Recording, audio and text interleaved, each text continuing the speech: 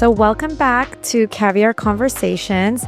Today we have a very special guest and a dear friend. We have Dr. Alla Oz here today. She is the founder and owner of Dr. Alla Ozerova. That's okay. Dr. Alla Ozerova. Why can't I say it? Ozerova. You got it. Здравствуйте. Здравствуйте. She is a master of Sujok, Korean medicine. And I'm the head of North America, but that's okay. Yes. And she has won an award for Vancouver's top acupuncturist. Yeah, Canadian Choice Awards.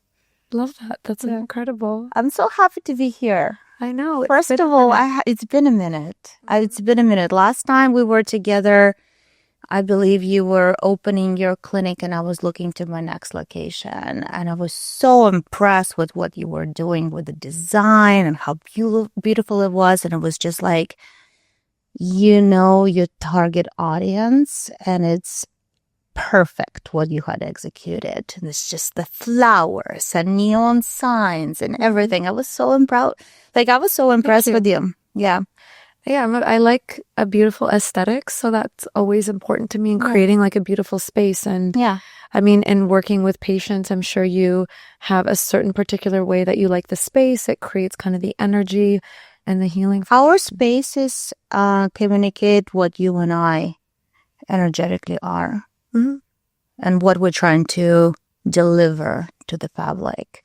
What you provide, it's not just beauty treatments. What you do for people, you raise their vibration through them feeling better about themselves, and that translates in how they behave, how they show up, how the world responds to them. I do similar work in a just different modality. You know, I do Sujok. You know, we both poke needles. Exactly. Yeah. Yeah. It's just needles. Outcomes. I'm sure, you know what, next level, you will be able to shoot needles out of your eyeballs. Same as me, right? We can do it with our eyes closed. And what Sujok does is that I work with stuff that nobody else can even touch. A lot of patients show up and at best they have a diagnosis from the Western doctor. At best, they have a label put on them. Solution? Absolutely not. It's usually antidepressants or painkillers. And then they come without hope. Usually I'm the last resort. And that's when I get fired up. That's when I get excited because I'm just like, you know what? Nobody else can figure it out. I'm going to fucking figure it out. You told me it's okay to swear on this podcast. It's absolutely okay to swear. I swear a lot. I don't feel it. The way I am with you, the way I am with my friends, you're my friend, the way I am with the patients, it's just how I am. Anyways, so I still would like to draw attention and importance of what you do, because injecting somebody with a filler or Botox or whatever goes and extends so much far beyond of what people think. It's not just aesthetics. It's how the person feel about themselves. It's how they show up for the world after that treatment.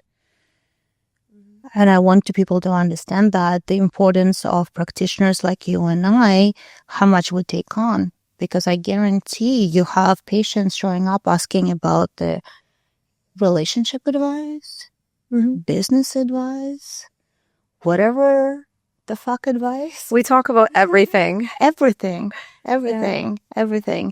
So that brings us to the next topic about the burnout. Like, what happens to you, Noe? Like, I'm going to ask you a question. I'm sorry. It's like, I'm going to ask you a question.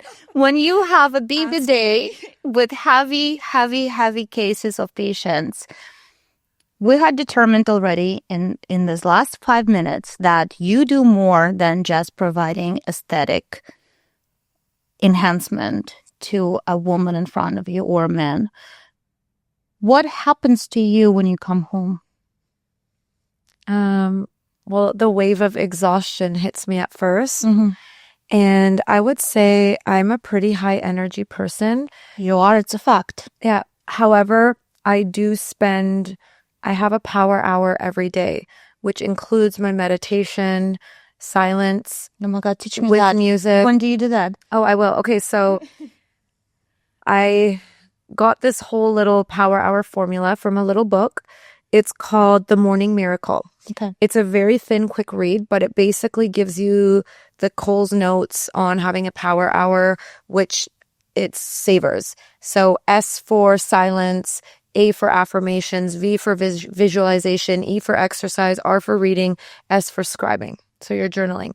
So I follow that every morning. The exercising, I walk the dog every day, obviously a few times a day, but I really only do structured exercise 3 days a week, and that works for me. But I have to keep up on my power hour. When I start to feel burnout, before it comes, so first it starts with anxiety, like too much energy, and then if that goes for too long, then it goes into depression. So I know at this Which time... is correct. I'm sorry for interrupting you because we only have 6 elements that control everything in the body, right? So the element that gets triggered with anxiety, the next one in line is actually sadness. Yeah, absolutely. So when anxiety gets overpowered, it spills over to the next element. And that's why a lot of people are misdiagnosed. They show up in my world and they're like, okay, I have anxiety and depression. I'm just like, no, bitch, you have one of the two. Yeah. Which one was first? And then I look at the tongue and I look at the way they, have the bowel movement or whatever. And the physical symptoms I can deduce what was the first one. So sorry for interrupting, but yeah, correct. No, not at all. Can I show you my tongue? Yes. Okay, let's not the world see it. You're actually pretty fucking good, babe. A little bit of overthinking, but very faint. Okay. I'm impressed. But what's popping up? Okay, am I show you underneath? No, you don't. Okay. Because underneath, I'm going to see your spine. I don't need to see that. No, this is actually one of the better tongues. I'm not just saying it. I swear to God, I have a dog. Like, I swear on my Maximus. I'm not just saying it. It's one of the better tongues. Good job. Oh, beautiful. Okay. Good job. You mean overthinking? That's normal. I feel like anyone in business overthinks, anyone just like in a relationship overthinks, anyone just in life. How can you function without overthinking everything? Like, we have 25 million apps on our phone. We have employees. We have payrolls. We have source deduction. Yeah. Oh, my least favorite. Why do we have the source deduction? Can we talk about that? Because like, you earn money. Mm-hmm. Okay, so maybe your employees is gonna like listen to this podcast. Perhaps you earn money, you're taxed on the money, right? Then the girl who works for you, when she receives salary, she's taxed on that money as well. So why the fucking hell, and please do not cut it out, when you transfer the money that already been taxed on towards the person who is going to pay taxes on, we pay source deduction. I know. It doesn't make sense. It's a hidden tax that you don't think about before you have a business. It doesn't make sense. Fuck Canada. We're going to move to Dubai. Everyone's moving to Dubai, everybody. Habibi, come to Dubai. I am 100%. Seriously. Even my patient today, she's like, Vancouver, the men. She's like, honestly, I was just in Dubai. And it's honestly the wave. I mean, there's no, like, the taxes. People are saving a lot on taxes. It's lucrative to open a business there. Let's look into that. Yeah. Let's just get it done. Okay, so we deviated from the topic, but I think we're going into a fun topic. Let's talk about men. Sure, go for it. Are you single? I am single, yes. You're single right now. I remember when I met you, you were dating a wonderful person. He was an old soul. Like, he'd be singing Frank Sinatra in the shower. Like, it's like, how many people do you know? I so get it. Yes. I get it. And so it didn't even... Age didn't even come up in our first few interactions. And then when it came up, it was kind of like too late. Like So, but that was a beautiful relationship. We've lived together and it ended. However, I'm forever grateful for that relationship because that's how we met. Dude.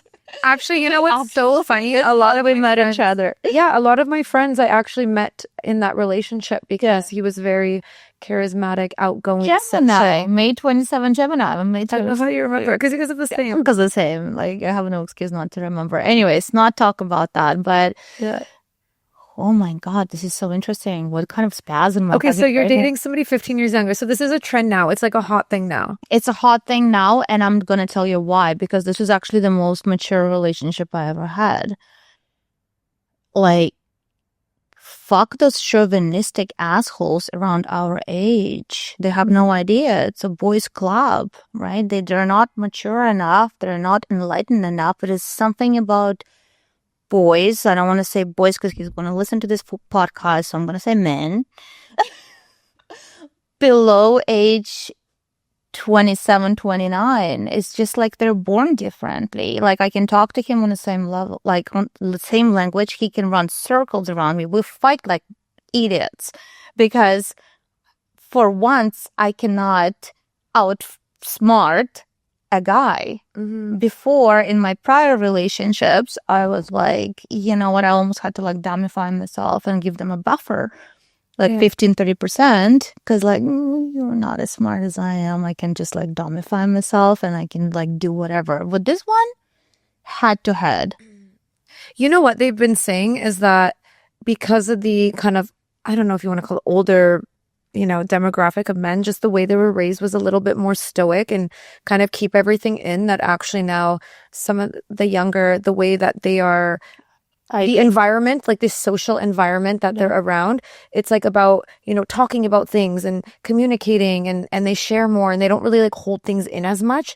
So it's easier to, I feel, in my opinion, it's easier to relate to someone that's actually communicative and saying what's going on versus someone that's just completely shut down and 1000%. You're trying to guess all the time and you're like, do I bother you? Are you angry? Do you want me to stay? Do you want me to leave?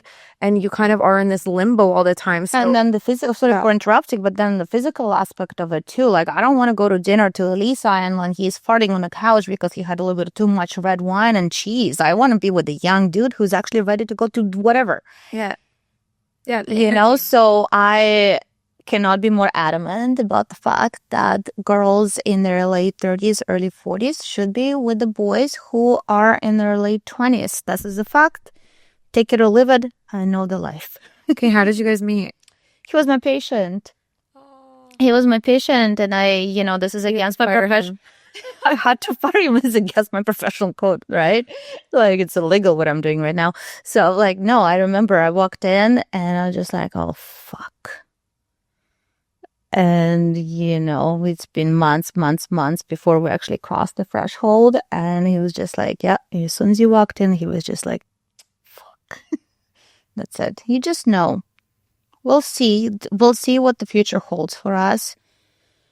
I'm old enough and experienced enough not to hold my breath, but right now I'm actually breaking my boundaries. I'm working on myself. I'm actually feeling challenged, and for once I'm growing, and it's because of this guy. And it's so refreshing because you and I know what it's like to carry everybody, to be that tractor, pushing everybody forward and, you know, supporting everybody. And it's interesting. It's very challenging. It comes with a lot of pain. Sometimes, you know, I feel like I literally like used this analogy with him the other day. We had a huge fight, huge blow up. I was just like, honestly, for me to step on my ego, it felt like I had every single bone in my body broken, but I had to lift a semi truck. And I'm not exaggerating. And I might get emotional talking about it, but it's truly how it felt. But I'm okay with that because at least it's something different. Yeah. Because we both, all of the majority of the Vancouver girls been in a relationship and you just like, what the fuck you doing, bro? Like, why do I need to put up with this bullshit just so I can get a dick? And especially women like you and I, we don't need anything from them, right? You know, some women, and nothing against them, but they need financial support. They need support. You carry universe on your shoulders and help other people build their universes on your shoulders. You provide workplace and source of income for so many people. You provide care for so many women. They need that care. And I'm talking about your patients. We truly don't need anything from the dude except a proper treatment. And occasional support. I don't need dinners. I don't need presents. I buy my own Chanel. I want a shoulder or a chubby belly to come home to after a long day when I treated like 4 rape victims in a row. And I have 16 to 25 people a day. And I speak for you because I don't feel like you will be communicating this today. But like, do you do the same? You touch their skin. You are in their energy field. They communicate with you. You provide advice and solution.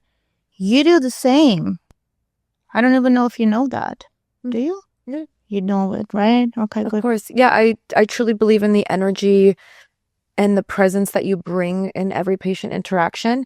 And as someone who's like in the category of healers, what kind of practical solutions do you do kind of on a daily basis to help keep your energy separate so that it doesn't take over? The worst advice. Like, honestly, I just got wiped out for like a month in December because I full on had an entity attached to me and I got wiped out. I ended up in ER. And so what happens is that we can have a lower day. It could be a Thursday. I can only do 4 days a week. It could be a Thursday. I could have a fight with my stupid boyfriend. I could do whatever, like, and the energy sips through you.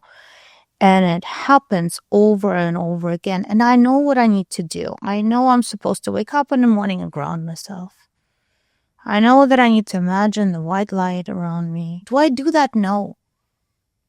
And I don't know what kind of lesson I need to learn in order to start practicing what I'm preaching. Because it hits you hard and it hits you out of nowhere and you think you're okay and I'm just going to have another cup of coffee and I'm just going to push it and maybe I have a glass of wine to make me fall asleep and extra melatonin or whatever, right? And you wake up and you do it over and over and over again. It's like a vortex. And then you can't stand up. Yeah. So I'm not coming here with a solution because I'm going to be walking what I preach before I'm going to preach it. I'm just saying honest to God truth that anybody who works with a human being providing more than just stupid pills, susceptible to receiving that energy, what they work with from another person, having their guard down and not noticing how it's going to creep up on you. I have a shaman. She released it. I ended up and I showed up, my stupid ass woke up. It's once, like in the morning, my blood pressure was 173. You have a stroke after 140. My stupid ass still made it to work. I'm working on my first patient and I can see that I don't have control over the needle. And I still have another 4 people sitting in the waiting room. So somehow, I don't know, I treat those 4 people. I tell my assistant, you should be the one removing the needles. I'm like, I'm going to Uber to ER. One of the girls that works in the clinic, she's just like, I'll take you. Thank God she took me because by the time we got to the hospital, I couldn't even walk. Guess what? Nothing was wrong with me. CT scans, blood work 3 times, x-rays, everything. Nothing was wrong with me. They sent me home with Ativan. I'm like, I don't have anxiety. I'm not having a panic attack. The doctor, when he came up to me, just like, what's stressing you so much? I'm like, my life is blessed. I'm not stressed out. I just don't have control over my body. So after 9 hours in ER, they sent me home with Ativan and a prescription for anti-anxiety. Do you think my symptoms stopped? No. Same. Persisted. The next day, the day after, and I knew I had my appointment with shaman. I knew she was treating me in the afternoon. By 4 p.m., I could move again. Then all of a sudden, my brain went online. I could function. I called my assistant. I was just like, I'm not going to be coming into the office. Just booked my full day with online treatments. She booked me in for the full treatment. I took my dog for a walk. I went to sauna. I was functioning after not being able to function for a month and a half almost. So I know it might sound controversial or people gonna roll their eyes, but I don't care. This is factual. Like this, none of this is exaggeration or diminishing of the facts that actually happened. Of course, yeah. So But this is the danger that you and I are under. How to catch it? Stay tuned. I'll figure it out. I promise you, baby girl, I promise you I'll figure it out. How to fucking catch it though? What comes up for me is that I feel the more connected you are with yourself. And again, what I'm hearing is that you're someone that can definitely like bulldoze through things. Your commitments that you make are very important to you. So you will keep your commitments until you literally physically, your body is not letting you.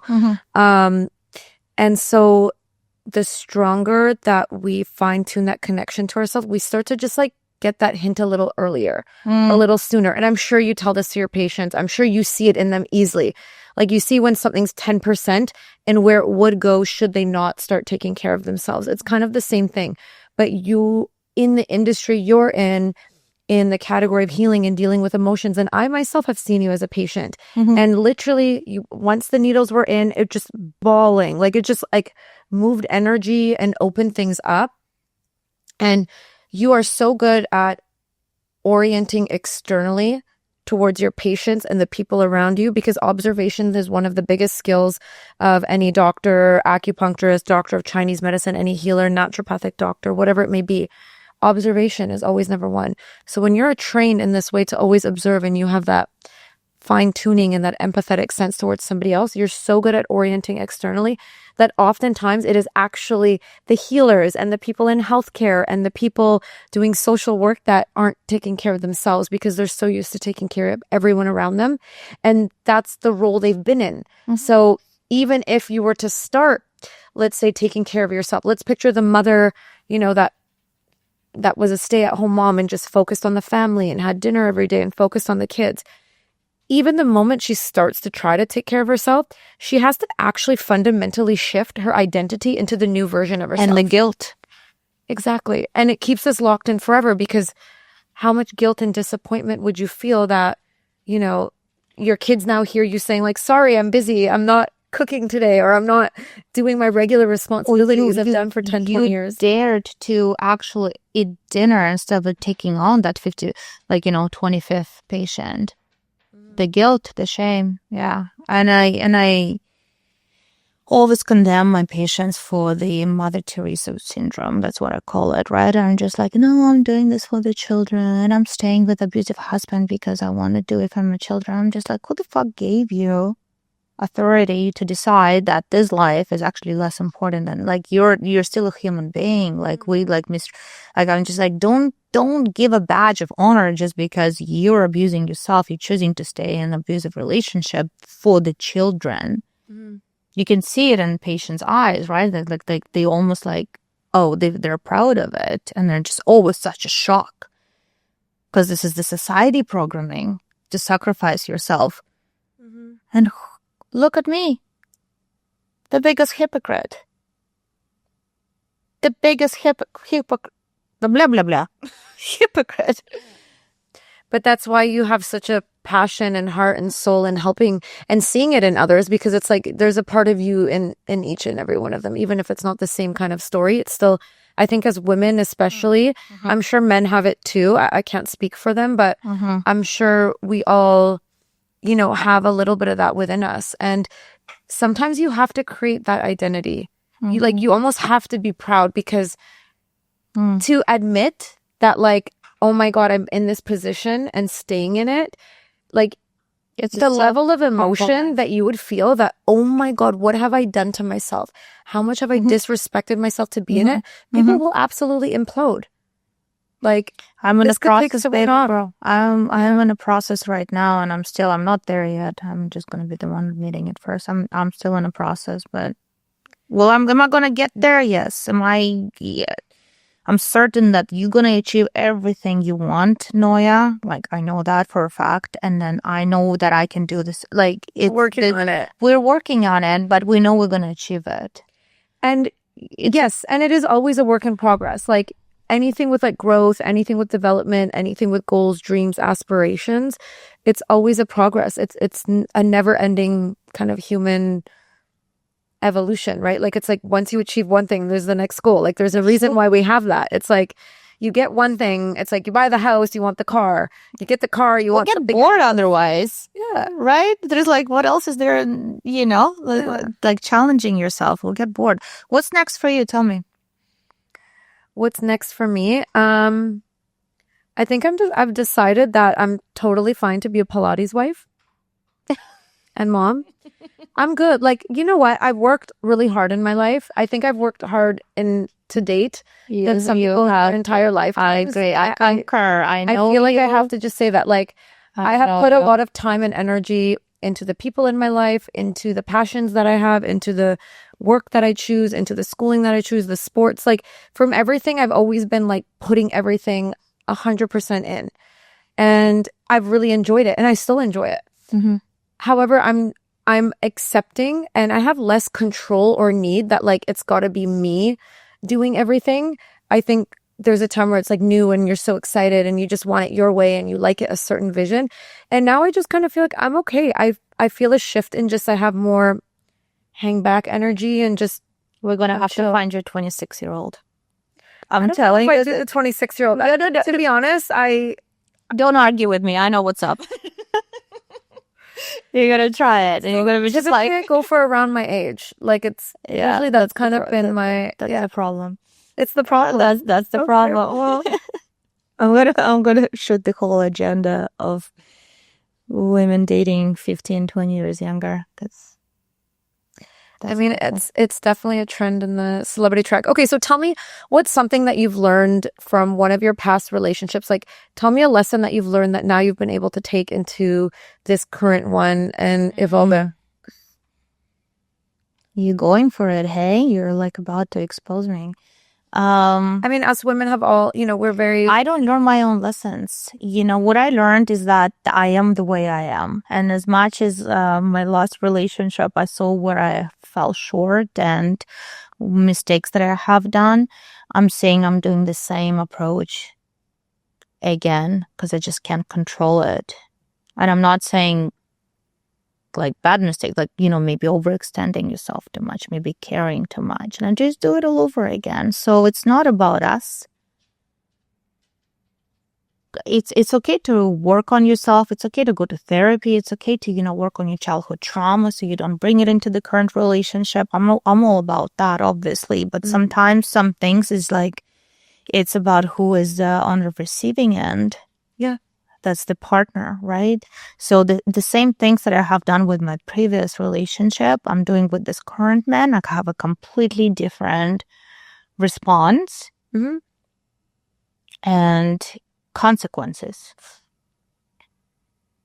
And that pushes me more to actually work on my deficiencies. That pushes me more into be like, hey, Alla, maybe your ego doesn't need to be that egoing. Like, maybe you don't need to blow up. I still blow up, but sometimes I don't. Like, like that makes me want to work on myself and break my own boundaries to be a better person for him because he responds differently. And the stuff that I used to do the same on like, percentage-wise, like on a more diminished way towards my ex would be received with such inadequate response that instead of me trying to look inwardly what I have done, I'm looking at his inadequate response and he becomes the problem. So it is truly a ping pong game.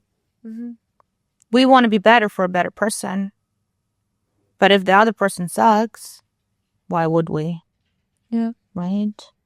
I think also at the end of the day, for me and what I've learned in relationships is that for me, it's about repair. I am somebody that like, if I'm in something, it's like I want 100% in or I don't want it. And I am 100% in. And so for me, that always means like, no matter what, you always repair. And unfortunately, that is a two-way street. But you really quickly get said, girl. Well said. Unfortunately and fortunately, it's a two-way street. Yes. Because then we don't waste our time. Yeah. Got it. Well, you do realize then somebody who's not willing to repair or meet you, or when you kind of realize where one person's the overgiver and they're always wanting to repair and they're always the first one to come to the dynamic, irregardless of who started or whose fault or who's more triggered. And then you kind of realize this imbalance. And then you're like, again, it's that same principle, the martyr and exhausting yourself for somebody else's emotions. And again, in that moment, you're abandoning yourself to keep the peace. Or you and I are more vulnerable to that too, because we're already trained every single day. We're trained to give. We're trained to overextend ourselves. This is our profession. That's why we went into school. How many years of schooling did you do? 5? So 4 years, bachelor's of science, 4 years naturopathic medical school. Okay. 8. A decade. Right? Yeah. Why did you choose this profession? Because you want to help, right? So we already wired to do that to begin with. So our partners, by default, need to understand that, and a lot of them fail to understand that you're dealing with someone special. You're dealing with a giver by the nature. You're dealing with a girl who actually, I'm sorry, provides the workspace for a lot of girls. Pays leasing rent, takes care of her patients, does all of this XYZs. That's your highway. For you to deviate into self-care is more difficult. So it's actually our partner's responsibility to know that and try to deviate us from this highway of overextending ourselves into more of caring for ourselves. But majority of people, I'm not even just, pointing fingers at men, majority of people don't even have this mechanism in their brain to actually put yourself in this person's shoes. If they can take advantage of you, they will. Because it's their ego. So I don't know. That's where boundaries are so important. And boundaries tell you, and you feel your boundary when somebody's almost crossing it or has crossed it, is when you kind of feel that anger. And that's when you can take action. And action is a form of self-respect. Absolutely. Can we? Absolutely. You have to determine, one, what does this person mean to you? Is this somebody that you'd like to keep in your life or not? Number one. Right? If it's family. I think is going to be the answer. It's going to be just I crossed my boundary, but I'm so used to crossing my own boundaries. I'm just going to keep on pushing. It starts with you, yeah. Right? Yeah. So. Well, I mean, if people are a mirror and relationships are a mirror for things within you and somebody's pushing your boundaries, then yeah, you would have to look at, where do I push my own boundaries and not keep up my own? I feel like I'm melted in your beautiful white couch. It's so comfortable. All the cushions, right? It's gorgeous. Okay, so what have you kind of walked out of 2025 with, and what are some kind of... We have to talk about year of snake when everybody else was shedding. Yeah. Absolutely everybody was shedding. It was a tough year. It was a tough year for everybody. Year of snake, shedding, transformation. We're going into the year of horse. I'm talking like that because I'm talking to... So I was born the year of the snake. Tell me what that means. Do you know? I don't know that, right? And what I heard is that when it's your sign's year, it's more tough on you, right? Yeah. Generally speaking, 2025 is net 9, right? 225 is net 9. So we live according to the 9-year cycles. So we're finishing up the cycle. 2026 is net 1, so it's moving forward, breakthrough, etc. It absolutely had to kick everyone else. 2025 in the most exquisite and sophisticated ways if you did not expect. We have yet to shed it, by the way. Very demure of you to say how sophisticated our dire 2025 was. Girl. It felt like such a long year. How did it feel for you? I felt it was fast and at the same time long. If I look back of everything that happened, I'm just like, really? It was just 1 year? Fast, long, and hard. Yes. Okay. All at the same time. All at the same time. So we have to hold on until February 16th. Yes, because the Chinese New Year calendar is... you know what? That's one energy shift. No, my patient was saying, okay, she's so cute and she would totally love to hear this. So she came in and said she shed a guy and then she started dating a new guy. And she was like, no, her friend, and she was like, yeah, I'm shedding because it was the year of the snake and now I have this new person. And her friend said, no. The Chinese calendar is actually February, so it's still... Okay, what do you think of this? So my patient saw a man with an Adam's apple. This is in Vancouver. She went up to him and said, wow, that's amazing that you have an Adam's apple. You're so masculine. It's so rare these days. That's Vancouver. Yeah, I just found that interesting. And then I was just trying to think, like, do I see men with Adam's apples lately? I don't even know. So now I've been actually trying to look at men and their Adam's apples. Okay, so I see your marketing team. They're good. They've got Adam's apples. They got Adam's apples. Yay. Masculinity is good, boys. How old are you, man? How old are you? 32? 29. 29. There you go. Too old. Just kidding. So tell us a little bit about Sujok, because I came to see you and I feel like it is like the people that know about it and have discovered you have such a huge, immense following. But for those people that are maybe in conventional medical system, or like they know they don't want to be on antidepressants, but like don't know what else to do. So they're kind of just stuck and like suffering, and it's really hard. And then you're trying to watch all these YouTubes and Instagrams of being positive, and obviously that doesn't work. And cold plunge and so on and whatever, right? Sure, those things can be healthy, but they're not ultimately solving the issue. Talk a little bit about Sujok and how it can help with that. And Sujok works with your energy field, right? So we have only 6 elements that control absolutely everything in our body, right? So all your organs classified under one of the 6 elements, functions of the body, layers of the body, personality traits, emotions, right? So 99.9% of the time, the elements go out of balance due to certain emotional trauma. So when patients show up and they say like, oh my God, Alla, I have so much things, I don't know, when they're seemingly unrelated, when I distill of what's going on, it's usually 2 or 3 elements that are out of balance. And you literally can do anything with Sujok. So there is different levels to Sujok. The way I operate, I don't just treat the symptom. I always distill what the root cause is. So if somebody's coming in with a hormonal disbalance, they're like, just like, I need to balance my hormones. I'm just like, what caused your hormones to be in disbalance? If somebody's coming in with autoimmune, I can treat just their arthritis. I can treat just their Crohn's. I have formulas, and I can just go straight into the colon and make them, stop shedding blood. But my objective, the way I always approached my work, is to treat the root cause. And then you also upgrade the consciousness so it doesn't come back. Because just because, you treated this physical symptom, it doesn't mean that the energy is still not circulating within your energy field.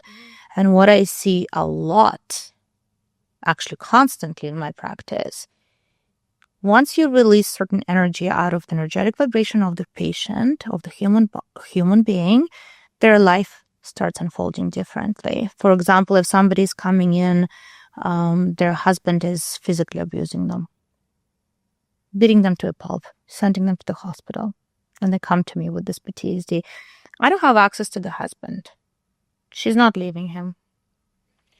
But as I treat her, probably childhood trauma, like 9 out of 10 times, and ongoing trauma of sadness, fear, shame, and guilt, because if you're a victim, you always have shame and guilt about it. What I see 100% of the time, their external circumstances change. So either that asshole leaves, or somehow he goes into therapy or whatever, get arrested to a jail, or he stops abusing them. And that's 100% of the time. So as human beings, we're complex, but we're actually simple. What do you see on your physical symptoms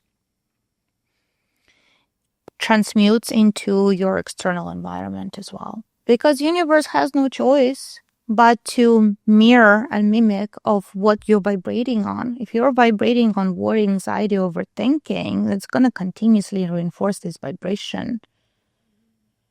If you're vibrating on sadness and fear, it's going to continuously reinforce this vibration, because most of the times, all I just need to do is hear the childhood experience for the patient, and then again, this is 100% of the times, as they continue telling me about their life story, it's different scenarios, but reinforcing the same energies. If it was abandonment, if their mother didn't want them, or, the father, abandonment, then they're going to have experience of loss all the time. Or rape.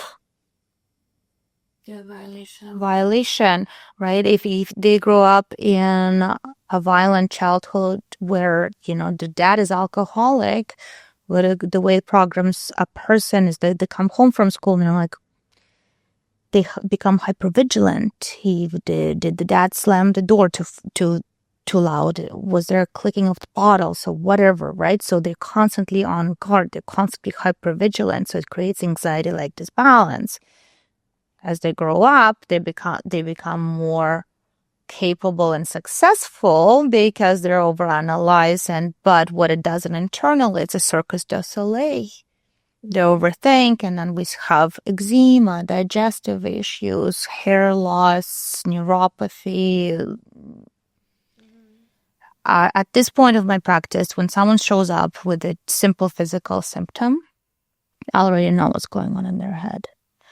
And besides just treating the symptom, my job, my responsibility, because I have this great gift and a burden at the same time, able to move this kind of energy, is my responsibility to not just move it out of their field, but upgrade their consciousness.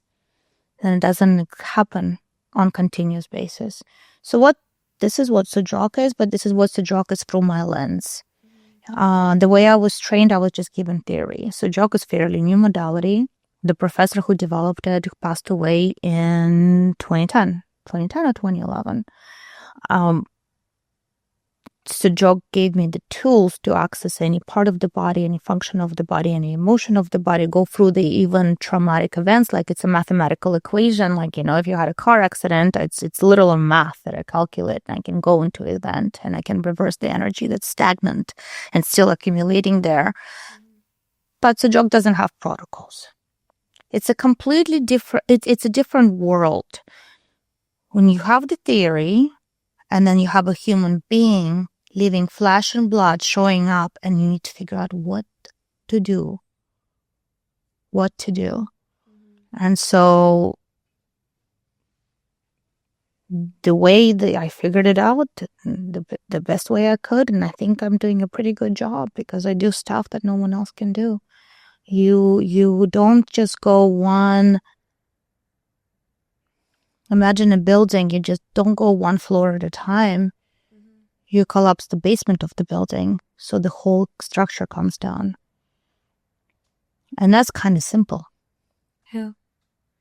Well, it's a beautiful medicine, and I'm so glad to have had the pleasure to experience it. And I do think it's so powerful in moving energy, and I 100% agree with you that they need to, there's something emotionally that needs to shift in that energy, which then kind of changes their being and the way they are. Exactly. And therefore then the physical symptom can go away. Absolutely. But trying to just hammer out the physical symptom, well, if their mind is always functioning that way, their body's always functioning that way, their energy is that way, then it can very easily just keep coming back and be a recurring thing for them. Exactly. Yeah. It's so fascinating. And I'm so happy that we got to catch up and we got to have this conversation. I had the best time with you, babe. It's so nice. I missed you. Yeah, it's been nice.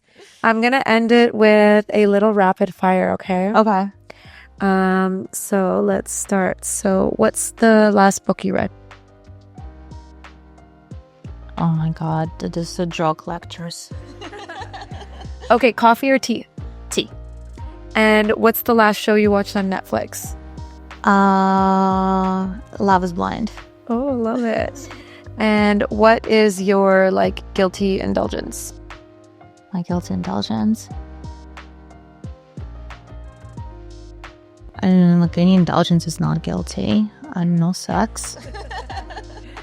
I love it. And what's one thing that you would tell other healers or people that are in similar industries with their energy and their kind of self-preservation of themselves versus just giving everything away? What's one thing that you would... Don't do what I do. Absolutely do the opposite. Protect yourself and put yourself first. But I don't think if you're a real healer, you don't have that mechanism in you. So this is a catch-22. That's it. Beautiful. I couldn't agree more. Well, it was such a pleasure to have you. Thank you, everybody, for listening in to Caviar Conversations, and stay tuned, and we can't wait for our next episode. Thank you for having me.